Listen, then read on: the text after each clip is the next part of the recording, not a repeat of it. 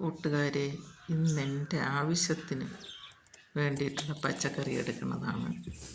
അതിനു വേണ്ടി കൊമ്പൻ വെണ്ട ഒരു സാമ്പാർ വയ്ക്കാനുള്ള ഐറ്റമാണ് ഞാനിന്ന് എടുക്കുന്നത്. കൊമ്പൻ വെണ്ട ആദ്യമായിട്ട് ഇപ്പം കായ്ച്ചത് ഞാൻ ഇന്നാണ് പറിക്കുന്നത്. ഒരു സാമ്പാർ വയ്ക്കാനായിട്ട് ഉള്ള ഐറ്റമാണ് ഞാൻ ഇന്ന് എടുക്കുന്നത്. അതിന് 3 കൊമ്പൻ വെണ്ടയ്ക്ക് എടുത്തുനിന്ന് ഇന്നത്തെ ആവശ്യത്തിനുള്ളത് 3 മതി എനിക്ക്. എൻ്റെ ആവശ്യത്തിന് നാടനാണ്. ഇത് അത്ര പരുവായിലെത്തി കൂടെ വലുതാവും. പിന്നെ തക്കാളി, പഴുത്തിരിക്കേണ്ട തക്കാളി ഇന്നലെ പറിച്ചുകൊണ്ട് ഇന്ന് കുറവായിരുന്നു.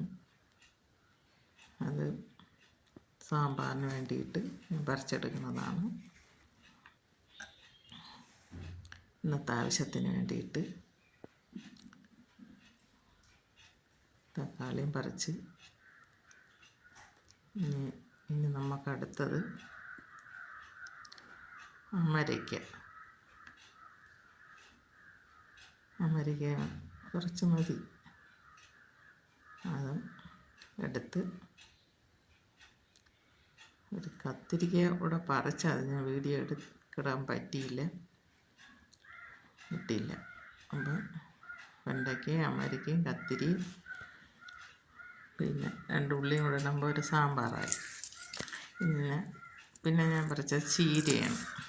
ഒരു ചീരത്തോരൻ ഉണ്ടാക്കാൻ വേണ്ടി ചീരയോടെ എടുത്ത്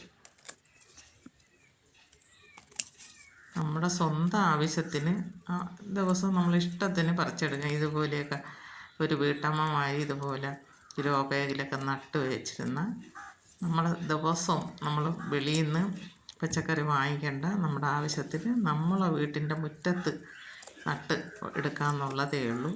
ചീരയൊക്കെ കവറിലൊക്കെ നട്ടിട്ടിരുന്നാലും നമ്മൾ ആവശ്യം പോലെ നല്ല ഒരു മരുന്നടിക്കാത്ത നല്ല ചീര ദിവസം എടുക്കാം. എൻ്റെ ഈ വീഡിയോ ഇഷ്ടമായെങ്കിൽ ലൈക്ക് ചെയ്യുക, ഷെയർ ചെയ്യുക, സബ്സ്ക്രൈബ് ചെയ്യുക. ഇതുപോലെ എല്ലാവരും നട്ട് നോക്കണം. ഇത് തറയിലാണ് വിത്ത് പാവി അത് മുളച്ചിരിക്കുന്നതാണ്. നേരത്തെ ഞാൻ കാണിച്ചത് ഗ്രോ ബാഗിൽ നട്ടേക്കുന്നതാണ്. ഈ മഴയില്ലാത്തതുകൊണ്ട് ഇപ്പം ചീരയൊക്കെ നട്ടാൽ ഇഷ്ടം പോലെ ഉണ്ടാവും. ഇതുപോലെ എല്ലാവരും ശ്രമിച്ചു നോക്കണം. നമ്മളെ സ്വന്തം ആവശ്യത്തിന് നമ്മുടെ ആരോഗ്യത്തിനും വേണ്ടിയിട്ടുള്ള പച്ചക്കറി നമുക്ക് ദിവസവും നട്ടെടുക്കാം.